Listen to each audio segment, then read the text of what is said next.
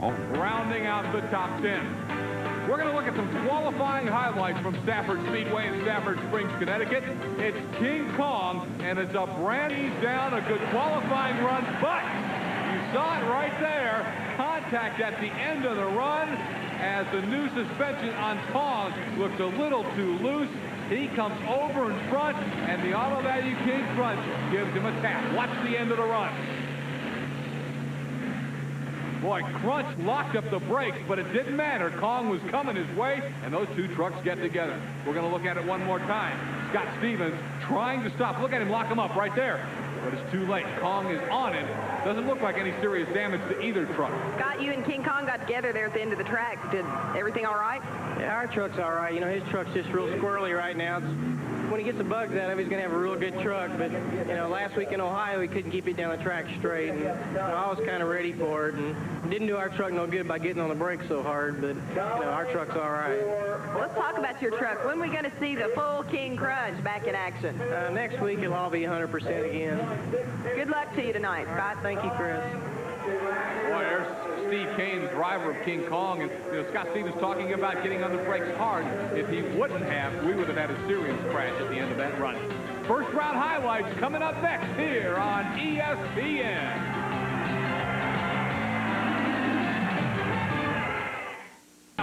Matching the superstars of monster truck racing side by side. We're at Stafford Springs, Connecticut, and the Auto Value King Crunch, minus a little sheet metal, takes on Dave Wysoric's beautiful new Nightlife Chevrolet.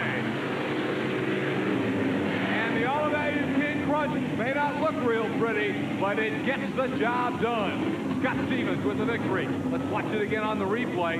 As on the second set of cars, the King Crunch ride, smooth as silk, takes the victory over Dave Wysoric.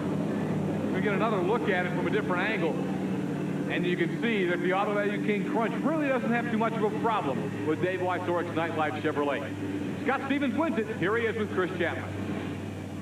Scott, congratulations on what looked to be a pretty easy victory. Yeah, as ugly as that Auto Value King Crunch Special is, it's still running really good, you know, and you know, it's a win that we needed to get by. You know, the truck's running real good tonight. Ran into Kong in qualifying and didn't really hurt our truck none. So maybe we got a little momentum, can keep on going. You know, last couple of races we've been running real good, so maybe it's going to be our time this week.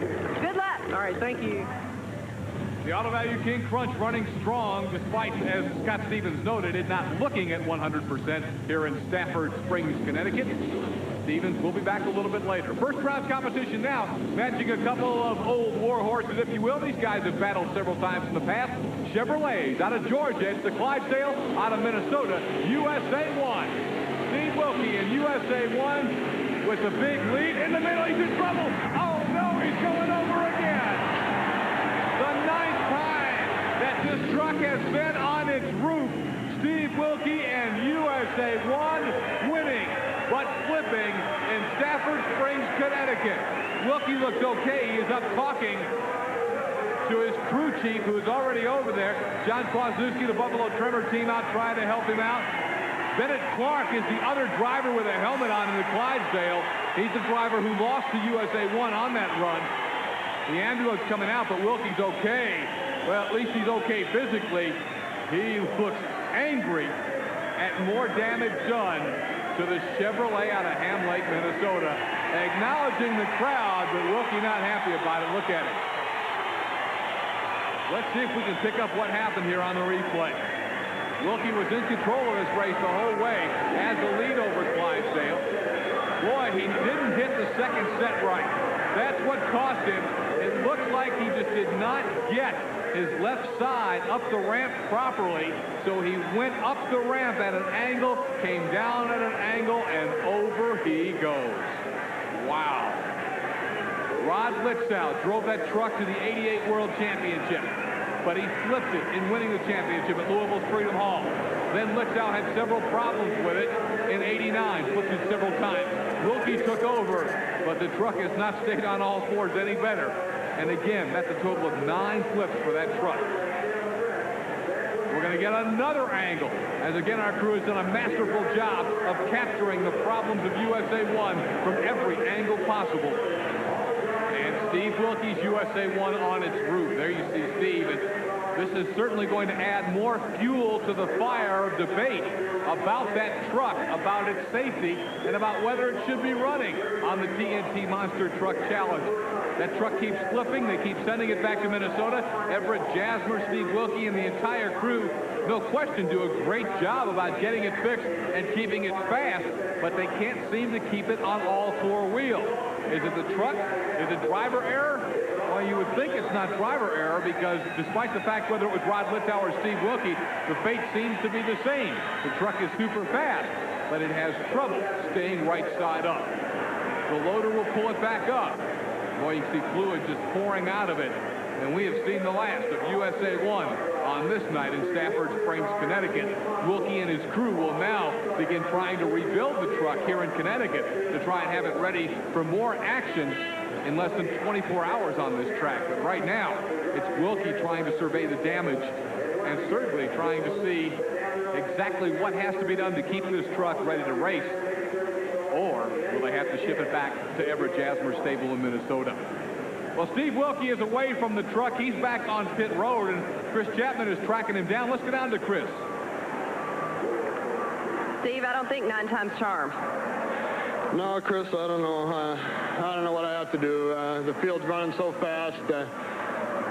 I got a hammer on it, and again, I don't know what happened. I know I was crossed up in the middle and just stayed in the throttle, tried to drive it around. The True Value Chevrolet, she's tough. We're going to do everything we can tonight to try and put it back together. You know, I don't know what to say. Everett Jasmer and Greg Knutson and everybody, Mark Gerard, my crew chief, everybody back to the shop, they worked their tails off, and I just don't know what to say, Kris. Steve, is there any point, this has happened to you an awful lot, is there any point where you say, oh no, this is it, it's over? Well, Kris, it's my job to not only drive them, but to build them too, so I'm responsible too. I don't know what happened. The front studs snapped out the springs, but again, you know, I personally, of course, would like to see a new truck out, but that's up to the boss. I got to do with what I got right now. Well, supposedly there are new USA 1 trucks being built in Ham Lake, Minnesota, but so far they keep patching up this old one and sending it back. Here's what it got patched up from.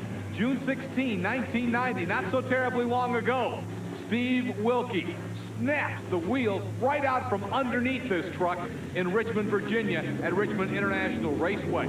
That's what they had to take back to the shop.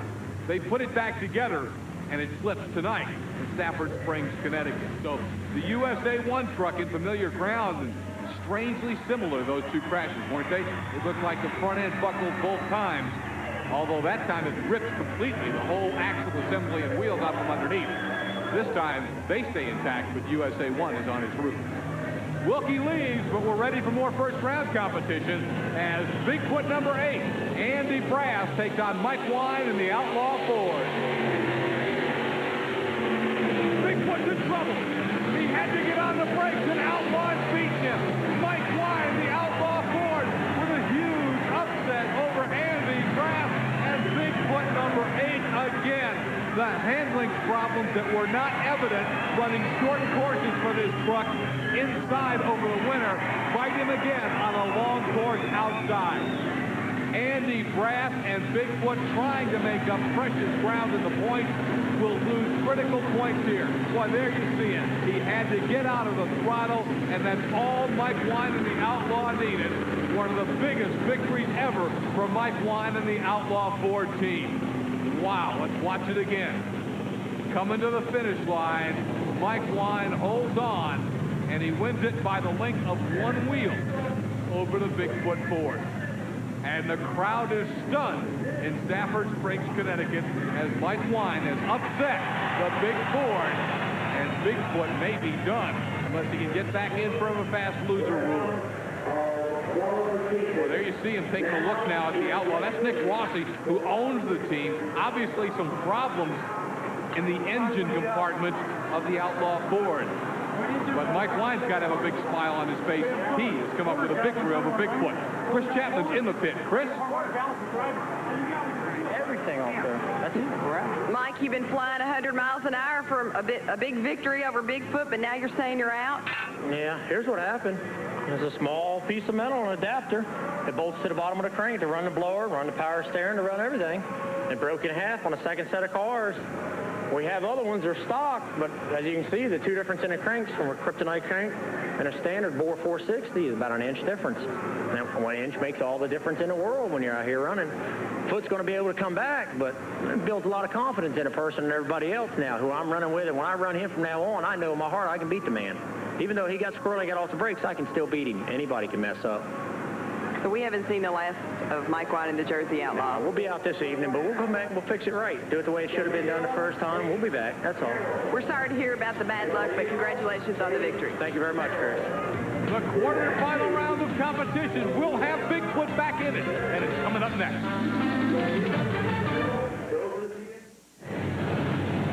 We got to look at some Ford action. Let's take in some Chevrolet competition here in Stafford Springs.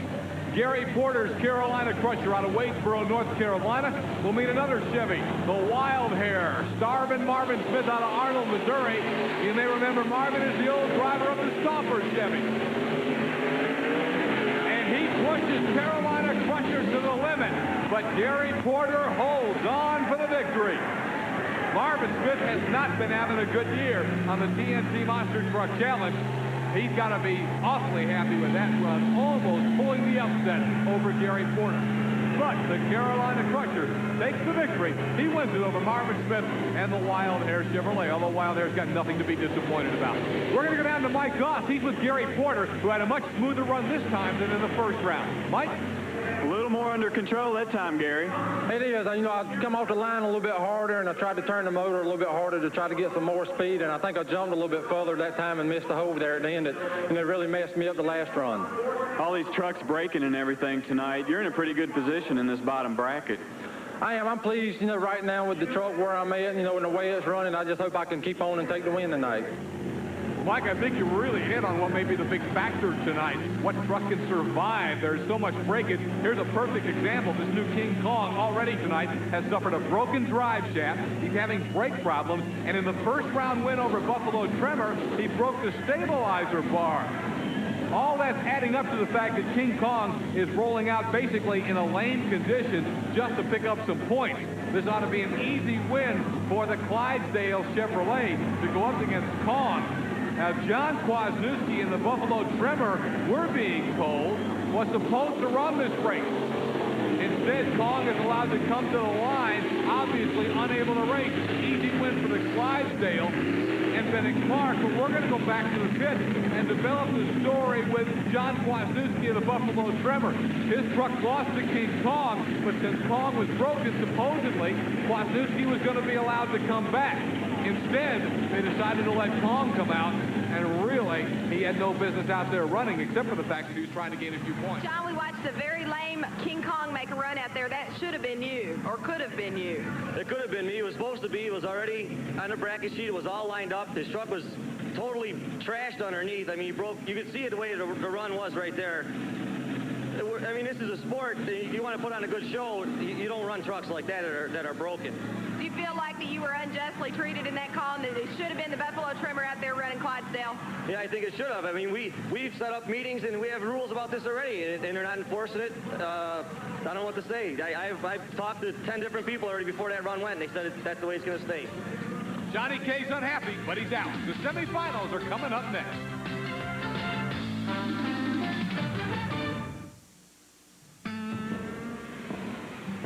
When the job is tough, you need the best. And when you need the best, you reach for channel lock. For the power. The precision. For just plain counting on, there's only one. Channel lock. Be sure you're getting genuine channel lock tools. Look for this trademark.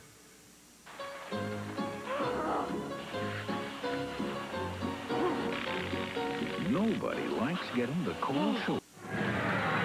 The Auto Value King Crunch is at the starting line. The equalizer looks like he's there as well, but he's not. He's a few feet off the starting line, so we can't start the race. There you can see a great shot from that camera angle. That equalizer has not pulled to the starting line. Now, both trucks are shut down. Equalizer should be on the 5-minute clock, but we're not getting an indication. We're trying to listen to radio traffic, but I haven't heard anybody say he's on the clock. The rule by TNT is once one truck pulls to the starting line, the other truck has 5 minutes to get to the starting line, or it becomes a disqualification, a bye run, if you will. That truck is knocked out. Now they're going to pull the equalizer away from the starting line. Well, what's going on out there? There should be a race coming off, but we're hearing that they're going to make the Auto Value King Crunch back off the starting line as well. Now, this does not seem like, according to the rules, something that should be happening, because there should be a race. Crunch is staged. Someone should have to race at this point. They are backing both trucks away and calling the Carolina Crusher and the Clydesdale to the starting line. Boy, Scott Stevens has never been one to mince words. I got to believe he's not going to like this. Kris Chapman is going over to get a word with him. Kris, let's see what's happening down there. Scott, what do you think of TNT's decision to go on and take you off the line once you were ready to race equalizer? Well, you know, it's a stupid. We've done this many times. Once this one truck here I staged, that round had to be done. I mean, if Equalizer couldn't come, Bigfoot had 3 minutes to get to the line. Now, you know, they've given everybody plenty of time, and, you know, the only one that's getting the raw deal is us. You know, that's no big deal. You know, we're going to race every who comes to the line, but, you know, these rules change every week, so that's what we have to live with. Well, Scott Stevens explained it very well. Once Equalizer ran out of his 5 minutes, which should have happened if he would have been put on the clock, because King Crunch was staged, they would have called Bigfoot. Bigfoot would have had to jump right up there, obviously. Now, both trucks are getting a lot of time to work, and Scott Stevens should have had an advantage right there that he's not going to get. One of those trucks, either Equalizer or Bigfoot, will race King Crunch. We just don't know who, because we're about to go to this matchup between the Carolina Crusher and the Clydesdale. The winner of this goes to the Monster Smash Final. Showtime!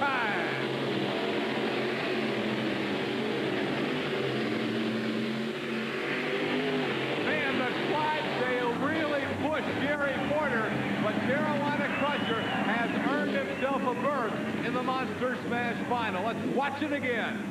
Gary Porter's Crusher got all he wanted from an old thorn in his side. Some of Bennett Clark's biggest wins in the Clydesdale have come against Carolina Crusher, but this time it was not to be for Bennett Clark. Crusher wins it, and Gary Porter is in the Monster Smash Final.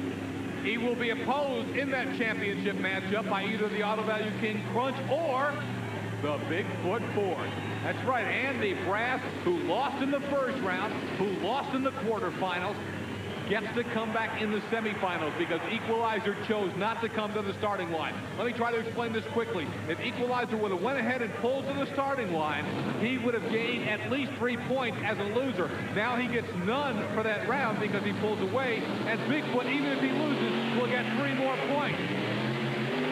And that's all he's going to get. The Auto Value King Crunch, despite the fact that the rules were bent to allow Bigfoot to come to the line, still, Auto Value Crunch wins it, and Scott Stevens has got to be ecstatic. You know how much he wants to beat Bigfoot, and he gets it done right there. Big, big rivalry, and the Auto Value King Crunch makes it 3 straight losses for Bigfoot.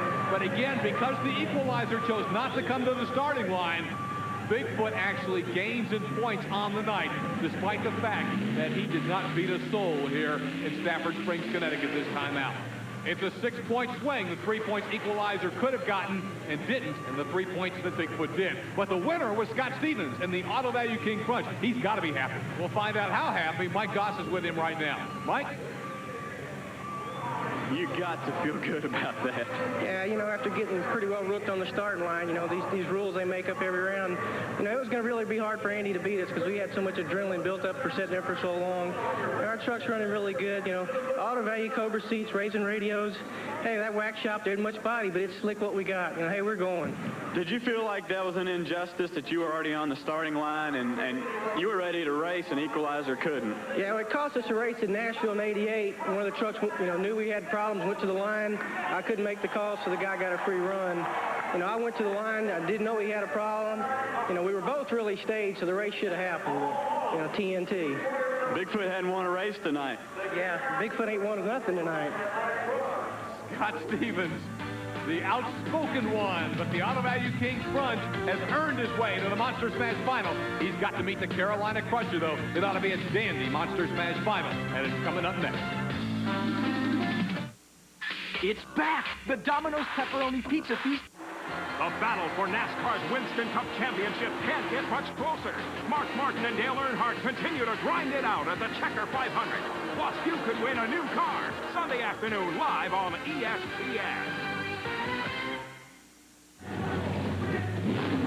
We have seen, over the course of this last year on ESPN, the Auto Value King Crunch win a lot of head-to-head matchups. But what we have not seen in a full year is Scott Stevens take an overall race victory. In other words, winning the championship through the brackets, race after race, and taking one night of competition, being declared the Monster Smash Finals winner. He has that chance to do it right here. It's been almost a year since Nashville, 1989, decided the last victory for Scott Stevens. He has to go up against a truck who has been there. The Carolina Crusher, several victories in 1990. He hopes to make it another one. This is the Monster Smash Final in Stafford Springs, Connecticut. And it's underway.